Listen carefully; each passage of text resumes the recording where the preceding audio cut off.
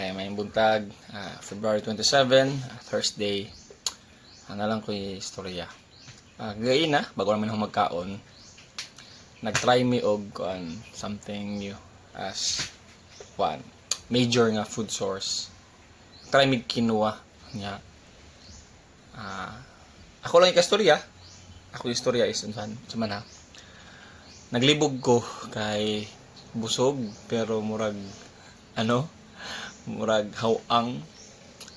Pagtanaw na ako sa yaha, dili nako ma-associate ang iyang naong sa iyang lasa unya.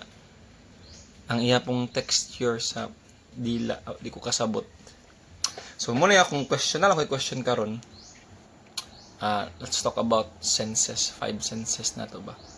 Unsa sa mga senses ninyo ang like the sight, pananaw, pangdungog, panlasa, pangsimhot, pangamoy og touch. Okay.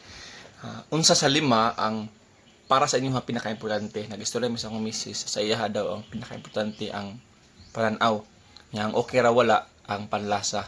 Sa ako pod, ang pinaka di ko gusto nga mawala is ang touch. Ang okay ra nga mawala para sa ako is ang pandungog. So, depende sa inyong preference.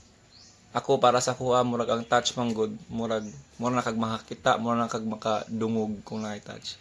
Kamo para sa inyo unsay pinaka-importante na sense? Unsa po'y pinakadili nga pwede ra mawala? Ang buntag kapinata.